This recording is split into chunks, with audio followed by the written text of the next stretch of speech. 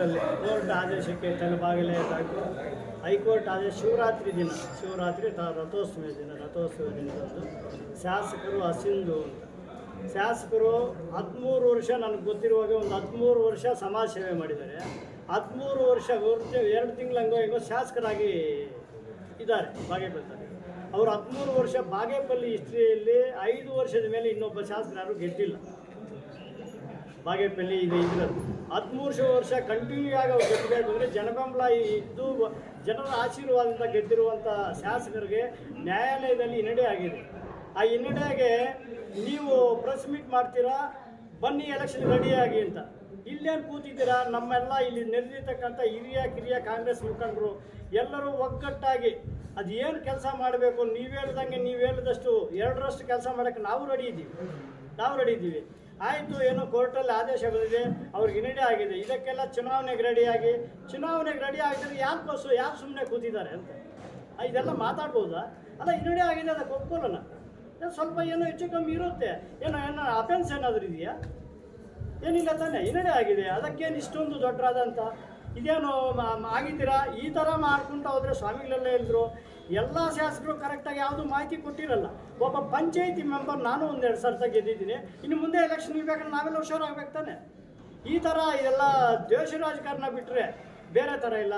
ಹೋಗಲಿ, ಈ 13 ವರ್ಷದಲ್ಲಿ ಸಮಾಜ ಸೇವೆ ಮಾಡುವ 13 ವರ್ಷದಲ್ಲಿ ಯಾರಿಗಾದ್ರೂ ತೊಂದರೆ ಕೊಟ್ಟಿದ್ದಾರೆ? ಯಾವ್ದಾದ್ರು ಪೊಲೀಸ್ ಸ್ಟೇಷನಲ್ಲಿ ಡೈರೆಕ್ಟಾಗಿ ಹೇಳಿ ನಮ್ಮ ಕಾರ್ಯಕರ್ತರಿಗೆ ನೋವಾಗ್ತಾ ಇದೆ, ಅವ್ರು ಸ್ವಲ್ಪ ಅವರನ್ನು ನೋಡಿ ಅಂತ ಯಾರಾದರೂ ಪೊಲೀಸರು ಹೇಳಿದಾರ? ಎಷ್ಟು ಧರಣಿಗಳಿರ್ತಾ ಇತ್ತು, ಎಷ್ಟು ಗಲಾಟೆ. ಇದರ ಶಾಸಕರು ಬಂದಾಗ ಏನಾದರೂ ಧರಣಿಗಳಿತ್ತ? ಇಷ್ಟೊಂದು ಜನಪ್ರಿಯತೆಗೆ ಕಲಿಸಿದ್ದಂಥ ನಮ್ಮ ಎಸ್.ಎಲ್. ಸುಬ್ಬಾರೆಡ್ಡಿ ಸರ್ ಅವ್ರಿಗೆ ಇದೊಂದು ದುಃಖತರದ ಒಂದು ಸನ್ನಿವೇಶ ಅವ್ರದ್ದು. ಇವಾಗ ಮತ್ತೆ ಸುಪ್ರೀಂ ಕೋರ್ಟ್ಗೆ ಇದ್ದರೆ ಅದರಲ್ಲಿ ನ್ಯಾಯ ಸಿಗ್ಬೋದು ಅಂತ ನಮ್ಮ ಆಶಯ. ನೀವು ಮೊನ್ನೆ ವಾಲ್ ಪೋಸ್ಟ್ ಹಾಕ್ತೀರಾ, ಪ್ರಾಣ ಉಳಿಸೋಕ್ಕೆ, ಜನರ ಪ್ರಾಣ ಉಳಿಸೋಕ್ಕೆ ನಾನು ಹೆಲ್ಮೆಟ್ ಕೊಡ್ತೀನಿ. ಇದು ಒಂದೇ ಉದ್ದೇಶನೇ. ತಾಲೂಕಲ್ಲಿ ವಿಧಾನಸಭಾ ಕ್ಷೇತ್ರದಲ್ಲಿ ಎಷ್ಟು ಜನ ಕೊಟ್ಟಿದ್ದೀರಾ? ಚೇಲೂರಲ್ಲಿ 1 ಪೀಸ್ ಕೊಟ್ಟಿದ್ದೀರಾ? ಇನ್ನು ಮಾಡೋ ಅನ್ಯಾಯ ಅಲ್ವಾ? ನೀವು ಏನಕ್ಕೆ ಪೋಸ್ಟರ್ ಹಾಕ್ತೀರಾ? ನೀವು ಹುಟ್ಟಿದಾಗಲಿಂದ ಶ್ರೀಮಂತರ ಇಲ್ಲ ಶಾಸಕರು ಹುಟ್ಟಿದಾಗಲಿಂದ ಶ್ರೀಮಂತರ? ಶಾಸಕರು 200 ಎಕರೆ ಮಾಡಿದ್ದಾರೆ, 300 ಎಲ್ಲ ಪ್ರೆಸ್ ಮೀಟಿಂಗ್ಗಳಲ್ಲಿ ಎಲ್ಲ ಮೀಟಿಂಗ್ ಇದೇ ಮಾತಾಡ್ತಾರೆ. ಇಲ್ಲ, ಒಂದು ಪಾನಿ ಸರ್ಕಾರದಿಂದ ಸುಬ್ಬಾರೆಡ್ಡಿಗೆ ಬಂದಿದೆ ಅಂತ ತೋರಿಸಿ, ಸುಬ್ಬಾರೆಡ್ಡಿ ಏನು ಉತ್ತರ ಕೊಡಬೇಕು, ಕಾರ್ಯಕರ್ತರು ಏನು ಉತ್ತರ ಕೊಡಬೇಕು ಕೊಡೋಕ್ಕೆ ನಾವು ರೆಡಿ ಇದ್ದೀವಿ. ಸರ್ಕಾರದಿಂದ ಸುಬ್ಬಾರೆಡ್ಡಿಗೆ ಆಸ್ತಿ ಬಂದಿದೆ, ನಮ್ಮ ಹತ್ರ ದುಡ್ಡಿದೆ, ನಾನು ಆಸ್ತಿ ಕ್ರಯ ಮಾಡ್ತೀನಿ, ಅದರಲ್ಲೇನು ತಪ್ಪೇನಿದೆ? ನೀವು ಮಾಡಿಲ್ವಾ? ನೀವೇನು ಹುಟ್ಟಿದಾಗಲಿಂದ ಶ್ರೀಮಂತರ? ಸುಬ್ಬಾರೆಡ್ಡಿ ಹುಟ್ಟಿದಾಗಲಿಂದ ಏನೋ ಬಡವರ? ಅವರು ಮಧ್ಯಲ್ಲೇನೋ ಅವರು ಟಯಾನ್ಸರ್, ಅವರು ಉದ್ದಿಮೆಯಿಂದ ಅವರು ಶ್ರೀಮಂತರಾಗಿದ್ದಾರೆ. ಕ್ರಯ ತಗೊಳ್ಳಿರೋ ಆಸೆಗೆಲ್ಲ ಏನಿದೆಲ್ಲ ಏನಕ್ಕೆ ಮಾತಾಡಬೇಕು? ಮಾಧ್ಯಮದವರನ್ನು ಇದಕ್ಕೂ ಉತ್ತರಿಸ್ಬೇಕು. ತಾವು ಮಾಧ್ಯಮ ಮಿತ್ರರು ಸರ್ಕಾರದಿಂದ ಗೋಮಾಲಾಗಲಿ ಸುಬ್ಬಾರೆಡ್ಡಿಗೆ ಡೈರೆಕ್ಟಾಗಿ ಮಂಜೂರಾಗಿದ್ದರೆ ಮಾತಾಡಿ, ಇದರಲ್ಲಿ ತಪ್ಪೇನಿಲ್ಲ. ತಗೊಳ್ಳಿರೋದಕ್ಕೇನು ಅವ್ರ ಹತ್ರ ಹಣ ಇದೆ, ನನ್ನ ಹತ್ರ ಹಣ ಇದ್ದರೆ ನಾನು ತಗೋತೀನಿ, ಅವ್ರಂಗೆ ತಗೊಂಡಿರ್ತಾನೆ. ಇದೆಲ್ಲ ಈ ಥರ ಮಾತುಗಳೆಲ್ಲ ಬಿಡಬೇಕು. ಜನರ ಹತ್ರ ಹೋಗಿ ಜನರ ಬಳಿ ನಿಮ್ಮ ಕಷ್ಟ ಸುಖ ತಿಳಿಸಿ. 13 ವರ್ಷ ಸರ್ವಿಸ್ ಮಾಡಿ ಸುಬ್ಬಾರೆಡ್ಡಿ ಅವ್ರನ್ನ 13 ವರ್ಷದ ನಂತರನೇ ಶಾಸಕರಿಗೆ ಆಯ್ಕೆ ಆಗಿತ್ತು. ನೀವು 3-4 ವರ್ಷಕ್ಕೆ ಇಷ್ಟ ಹತ್ರ ಪಟ್ಟರೆ 13 ವರ್ಷದಿಂದ ಮಾಡಿರೋ ಕೆಲಸಗಳು, ಅವರು ಸೀಮೆ ಹಸು ಕೊಟ್ಟಿರೋದು, ಒಂದು ನೀರಿನ ತೊಟ್ಟಿ, ಹಸು ಕುಡಿಯೋಕ್ಕೆ ನೀರಿನ ತೊಟ್ಟಿಗೆ ಈಗಲೂ ಇವೆ ಸುಬ್ಬಾರೆಡ್ಡಿ ಅವರು ಕೊಡುಗೆ ಅಂತ. ಇಂಥ ಕೆಲಸಗಳ ಗೋಕುಂಟೆ ಇರ್ಬೋದು, ಮದುವೆಗಳಿರ್ಬೋದು, ಸೀಮೆ ಹಸು ಇರ್ಬೋದು. ಮದುವೆ ಮಾಡ್ತಾರೆ. ಅವ್ರ ಮದುವೆ ಹೆಂಗೆ ಮಾಡ್ತಾರೆ ಅಂದರೆ, ಜನರ ಮದುವೆ ಮಾಡೋದು ಎಲ್ಲರೂ ನೋಡ್ತೀರ. ಈ ತೋರಣದಲ್ಲಿ ಏನಾದ್ರು ಕಮ್ಮಿ ಇರುತ್ತಾ? ಊಟದಲ್ಲಿ ಕಮ್ಮಿ ಇರುತ್ತಾ? ಮಗನ ಮದುವೆ ಮಾಡಿದ್ರೆ ಎಲ್ಲರ ಸಾಮೂಹಿಕ ವಿವಾಹ ಮಗನ ಅದನ್ನು ನೀವು ಟಾರ್ಗೆಟ್ ಮಾಡ್ತೀರ. ಅವ್ರಿಗೇನು ಒಂದು ಶಾಸಕರಾಗಿ ಮಗನ ಮದುವೆ ಎಲ್ಲಿ ಮಾಡಬೇಕಂತ ಅವ್ರಿಗೊಂದು ಎಷ್ಟು ಆಸೆ ಇರುತ್ತೆ. ಆದ್ರೂ ಅದೇ ಇದರಲ್ಲಿ ಸಾಮೂಹಿಕ ವಿವಾಹ ಕೂರಿಸಿ ಮದುವೆ ಮಾಡಿದ್ರಲ್ಲ, ಅದನ್ನು ಮೆಚ್ಕೋಬೇಕು ತಾನೆ. ನೀವು ಅದನ್ನು ಈ ಥರ ಈ ರಾಜಕಾರಣ ಬೇಕಾ ನಿಮಗೆ ಅಂತ ನಾನು ಕೇಳೋದು. ಮುನ್ರಾಜವ್ರಿಗೆ ಈ ರಾಜಕಾರಣ ಬೇಕಾ? ಮಾಡಿ, ನೀವು ಒಳ್ಳೆ ಕೆಲಸ ಮಾಡಿ. ಒಳ್ಳೆ ಏನೋ ಕಲ್ಯಾಣೋತ್ಸವ ಮಾಡಿದ್ರು, ಅದೇನು ಒಳ್ಳೆ ಕೆಲಸ ಮಾಡಿ, ಬೇಡ ಅಂದಿಲ್ಲ. ಈಗ ಅದೇ ಸುಬ್ಬಾರೆಡ್ಡಿ ಮಗನ ಮದುವೆ ಮಾಡಿದ ತಪ್ಪ? ಇದೆಲ್ಲ ನೀವು ಮಾತಾಡಿದ್ರಲ್ಲ, ಅವ್ರಿಗೆ ಒಂದು ಊಟ, ಇವ್ರಿಗೆ ಒಂದು ಊಟ. ಯಾವ ಊಟದಲ್ಲಿ ಕಮ್ಮಿ ಇತ್ತು ಅಂತ ನೀವು ಪ್ರೆಸ್ ಮೀಟ್ ಅವರು ನೋಡಿರ್ತೀರ. ಸಾರ್ವಜನಿಕರಿಗೆ ಊಟ ಕಮ್ಮಿ, ಯಾವುದಾದ್ರೂ ಕಮ್ಮಿ ಇತ್ತಾ?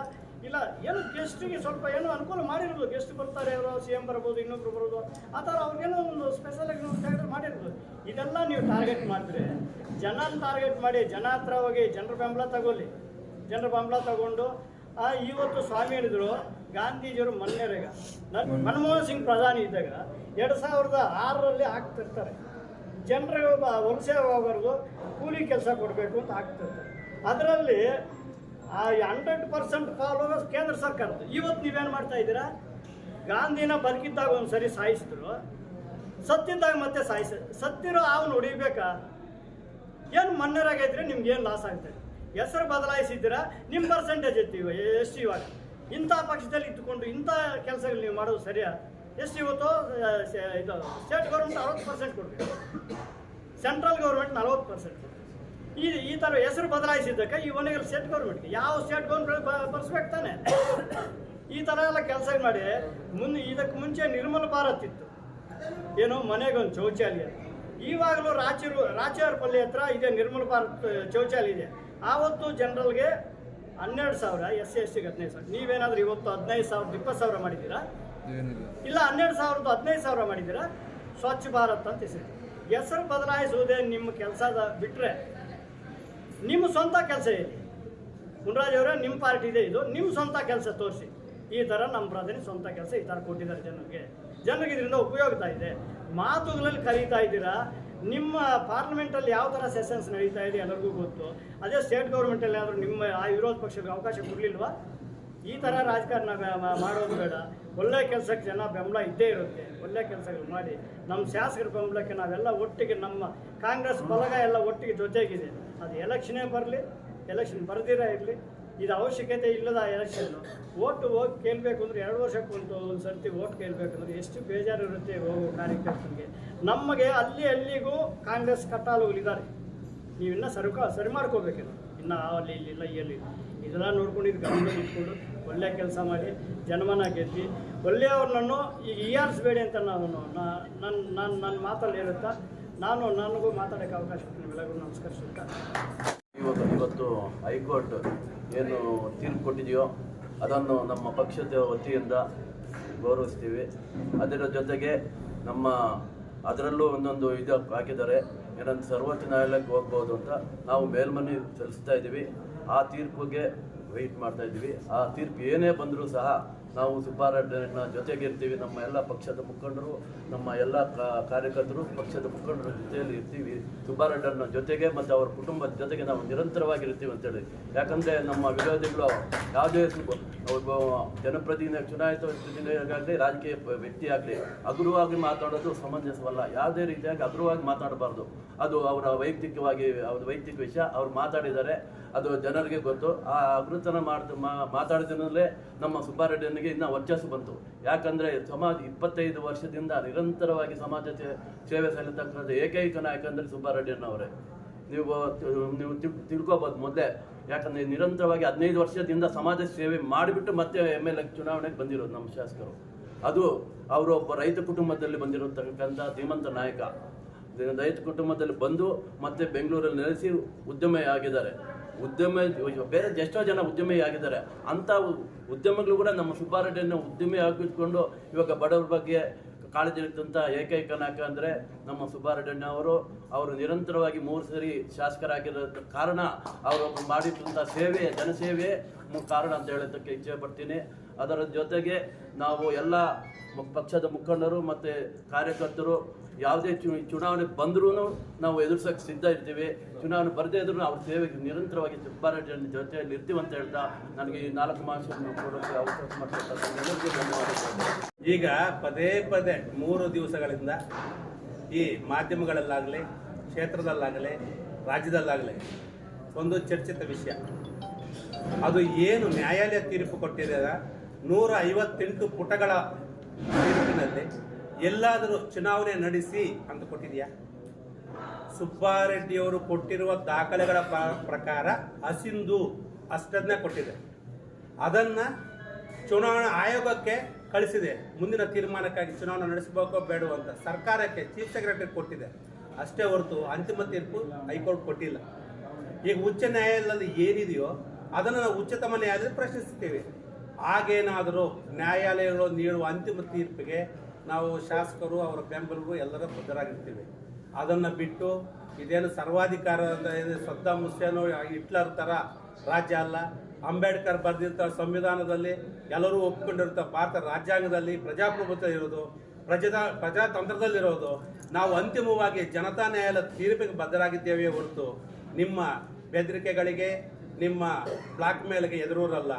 ಕೇವಲ ಅವರು 13 ವರ್ಷಗಳ ಕಾಲ ಹಿಂದೆ ಶ್ರೀರಾಮಚಂದ್ರ 10 ವರ್ಷ ಅರಣ್ಯವಾಸ, 3 ವರ್ಷ ಅಜ್ಞಾತವಾಸ ಅಂತ ಹೇಳ್ತಾ ಇದ್ರು. ಆ ಥರ ನಮ್ಮ ಕ್ಷೇತ್ರಕ್ಕೆ, ನಮ್ಮ ಭಾಗ್ಯನಗರಕ್ಕೆ, ವಿಧಾನಸಭಾ ಕ್ಷೇತ್ರಕ್ಕೆ ಸಿಕ್ಕಿರೋರು ಶ್ರೀರಾಮಚಂದ್ರ. ಈಗಾಗಲೇ ನಿಮ್ಮನ್ನ 10 ವರ್ಷಗಳ ಕಾಲ, ಈಗ 3 ವರ್ಷಗಳ ಕಾಲ ಈಗಿನ ಶ್ರೀರಾಮಚಂದ್ರ ನಮ್ಮ ಸುಬ್ಬಾರೆಡ್ಡಿ ಅವರು ನಿಮ್ಮನ್ನು ವನವಾಸದಲ್ಲಿಟ್ಟಿದ್ದಾರೆ. ಅದಕ್ಕೆ ಬೇಸರ ಪಡಬೇಡಿ. ಬನ್ನಿ, ಜನತಾ ನ್ಯಾಯಾಲಯಕ್ಕೆ ಹೋಗಿ ಜನರ ಸೇವೆ ಮಾಡಿ, ಸಮಾಜದ ಇದು ಮಾಡಿಕೊಳ್ಳಿ, ಸಮಾಜದಿಂದ ಬನ್ನಿ, ಆಯ್ಕೆಯಾಗಿ ಬನ್ನಿ. ಈಗ ಕ್ಷುಲ್ಲಕ ಕಾರಣಗಳಿಂದ ಏನೋ ಅಂತಿಮ ತೀರ್ಪು ನಿಮ್ಮ ಕೈಯಲ್ಲಿ ಇದೇ ರೀತಿ ನಾವು ನ್ಯಾಯಾಲಯದ ತೀರ್ಪನ್ನು ಗೌರವಿಸ್ತೇವೆ. ಅಂತಿಮವಾಗಿ ನಮಗೆ ಉಚ್ಚತಮ ನ್ಯಾಯಾಲಯ ಏನು ತೀರ್ಪು ಕೊಡುತ್ತೋ ಅದಕ್ಕೆ ಬದ್ಧರಾಗಿರ್ತೇವೆ. ಮುಂದೆ ಇದೆ ನಿಮಗೆ ಜನತಾ ನ್ಯಾಯಾಲಯ, ಅಲ್ಲಿ ಬನ್ನಿ ನೋಡೋಣ. ಅದು ಬಿಟ್ಬಿಟ್ಟು ಕಾಲ ಕಳೆಯಲು ಚರ್ಚಿತ ವಿಷಯಗಳು. ನೀವ್ಯಾಕೆ ಇವರು ಸುಮಾರು 13 ವರ್ಷ ಸಮಾಜ ಸೇವೆ ಮಾಡಿ 13 ಶಾಸಕರಾಗಿದ್ದಾರೆ. ನೀವು 13 ತಿಂಗಳು ನೀವು ಕ್ಷೇತ್ರವನ್ನೇ ಪರಿಚಯ ಕ್ಷೇತ್ರದ ನೀವು ಪರಿಚಯ ಆಗಿರಲಿಲ್ಲ, ಕ್ಷೇತ್ರಕ್ಕೆ ಬಂದಿದ್ದೀರಾ, ಏನೋ ನಿಮ್ಮ ಟೈಮು 2ನೇ ಸ್ಥಾನಕ್ಕೆ ಬಂದಿದ್ದೀರಾ. ಹಂಗೆ ನೀವು ಕಂಟಿನ್ಯೂ ಮಾಡ್ಕೊಂಡೋಗಿ ಜನರ ಮನಸ್ಸನ್ನು ಗೆಲ್ಲಿ, ನೀವು ಶಾಸಕರಾಗಿ, ಮಂತ್ರಿಗಳಾಗಿ. ಅದು ಬಿಟ್ಟು ಕೈದ ಆಗಲ್ಲ ಅಂತ ತೀರ್ಮಾನ ತಗೊಂಡ್ಬಿಟ್ಟು ನೀವು ಈಗ ಡಿಸಪಾಯಿಂಟ್ ಆಗೋದು ಬೇಡ. ಮುಂದಿನ ದಿನಗಳಲ್ಲಿ ಚುನಾವಣೆ ಬರುತ್ತೆ. ಈಗ ನೀವು ಸದ್ಯ ಅವರು ಕೊಟ್ಟಿರುವ ದಾಖಲೆಗಳಲ್ಲಿರುವ ಲೋಪವನ್ನ ನೋಡಿದ್ದೀರಾ. ಪೂರ್ತಿ ದಾಖಲೆಯನ್ನು ಉಚ್ಚತಮ ನ್ಯಾಯಾಲಯ ಕೊಡ್ತೀವಿ, ಆಗ ಅಂತಿಮ ತೀರ್ಮಾನಕ್ಕೆ. ಈಗ ಒಂದು ಮೊಗ್ಗನ್ನು ಮಾತ್ರ ನೀವು ಕೇಳಲಿಕ್ಕೆ ಸಾಧ್ಯ ಆಗಿದೆ. ನಿಮ್ಮ ಕೈಯಲ್ಲಿ ಬರುವಂತ ವಸಂತ ಋತುವನ್ನು ನೀವು ತಡೆಯಲು ಆಗೋದಿಲ್ಲ. ನಿಮ್ಮ ಅಂಗೈಯಲ್ಲಿ ಸೂರ್ಯನ ಶಕ್ತಿಯನ್ನು ಇದು ಮಾಡೋಕ್ಕಾಗಲ್ಲ. ಈಗ ನಿಮಗೆ ನಾವು ಎಚ್ಚರಿಕೆನೂ ಕೊಡ್ತಾ ಇಲ್ಲ, ನಾವೇನು ನಿಮ್ಗೆ ಇದು ಕೊಡ್ತಾ ಇಲ್ಲ. ಬನ್ನಿ, ಎಲ್ಲಿದ್ದೀರಾ ನೀವು? ನಿಮ್ಮ ಅಡ್ರೆಸ್ ಎಲ್ಲಿಂದ ಬಂದಿದ್ದು ನಾವು ಕೇಳಲ್ಲ. ಕರ್ನಾಟಕ ರಾಜ್ಯದವ್ರೆ, ನೀವು ನಿರಂತರವಾಗಿ ಕ್ಷೇತ್ರದಲ್ಲಿರಿ, ಕೆಲಸ ಮಾಡಿ, ಹೋರಾಟಗಳು ಮಾಡಿ, ತಪ್ಪುಗಳಿದ್ದರೆ ಇದು ಮಾಡಿ. ಏನೋ ಒಂದು ವಿರೋಧ ಪಕ್ಷ ಅಂದರೆ ಒಂದು ಕಾವಲು ನಾಯಿ ಅಂತ ಹೇಳ್ತಾರೆ. ಎಲ್ಲಿ ಮಾಡಬೇಕು? ಕ್ಷೇತ್ರದಲ್ಲಿದ್ದು ಮಾಡಬೇಕು. ಎಲ್ಲೋ ಇದ್ಕೊಂಡು ಮಾಡಿದ್ರೆ ಇದು ಆಗೋದಿಲ್ಲ. ಫಸ್ಟ್ ನಿಮ್ಮ ಮನೆಯನ್ನು ಸರಿಪಡಿಸ್ಕೊಳ್ಳಿ. ನಿಮಗೆ ಏನು ಬಿ ಫಾರ್ಮ್ ಕೊಟ್ಟಿರೋಂಥ ಪಕ್ಷದಲ್ಲಿ ನೀವು ಒಂದಾಗೆ ನಂತರ ನಮ್ಮನ್ನು ಎದುರಿಸಲು ಬನ್ನಿ. ಯಾವುದೇ ಕಾರಣಕ್ಕೂ 3 ಸಲ ಮಾತ್ರ ನಾವು ಗೆದ್ದಿರೋದು, ಇನ್ನೂ 3 ಸಲ ಗೆಲ್ಲೋದು ಬಾಕಿ ಇದೆ. ಈಗ ಇನ್ನೊಂದು ಹ್ಯಾಟ್ರಿಕ್ ಇದೆ. ದಯವಿಟ್ಟು ಈ ಎಲ್ಲ ಜನ ನಮಗೆ ಮಾತಾಡೋಕ್ಕೆ ಅವಕಾಶ ಕೊಟ್ಟಿದ್ದಾರೆ, ಮಾತಾಡೋ ಜನ ಇದ್ದಾರೆ. ದಯವಿಟ್ಟು ಕ್ಷುಲ್ಲಕ ರಾಜಕೀಯ ಬಿಟ್ಟು ನೇರವಾಗಿ ಬನ್ನಿ, ಚರ್ಚೆಗೆ ಬನ್ನಿ. ನಾವು ಈವಾಗಲೇ ಪಂಥಾಹ್ವಾನ ನೀಡ್ತಾ ಇದ್ದೇವೆ. ಮುಂದೆ ಜನತಾ ನ್ಯಾಯಾಲಯಕ್ಕೆ ಹೋಗೋಣ. ಅಲ್ಲಿ ಜನ ಏನು ತೀರ್ಪು ಕೊಡ್ತಾರೋ, ನ್ಯಾಯಾಲಯ ಏನು ತೀರ್ಪು ಕೊಡುತ್ತೋ ಅದಕ್ಕೆ ನಾವು ಬದ್ಧರಾಗಿರ್ತೇವೆ ಅಂತ ಹೇಳ್ತಾ, ಯಾವಾಗಲೂ ಎಲ್ಲ ಕಷ್ಟಕಾಲದಲ್ಲೂ ನಾವು ಸುಬ್ಬಾರೆಡ್ಡಿ ಅವರ ಪರವಾಗಿರ್ತೇವೆ. ಅವರು ನಮಗಿನ್ನ ಯಾರಿಗೂ ಅವಕಾಶ ಕೊಟ್ಟಿಲ್ಲ. ಅವರು ಅವಕಾಶ ಕೊಟ್ಟರೆ ನೀವು ಕ್ಷೇತ್ರದಲ್ಲಿ ಓಡಾಡೋದು ಆಗುವುದಿಲ್ಲ. ನೀವು ಬೆದರಿಕೆಗಳು ಮಾತ್ರ ಹಾಕಬೇಡಿ. ನಾವು ಯಾರಿಗೂ ಎಚ್ಚರಿಕೆ ಕೊಡೋದಿಲ್ಲ, ಬೆದರಿಕೆಗಳು ಆಗೋದಿಲ್ಲ. ಜನತಾ ನ್ಯಾಯಾಲಯ ಏನಿದೆಯೋ, ಪ್ರಜಾತಂತ್ರ ಏನಿದೆಯೋ, ಪ್ರಜಾಪ್ರಭುತ್ವ ಏನಿದೆಯೋ ಆ ರೀತಿಯಲ್ಲಿ ನಡ್ಕೊಂಡು ಹೋಗೋಣ ಅಂತ ಹೇಳ್ತಾ ನನ್ನ ಮಾತು ಮುಗಿಸ್ತೇನೆ.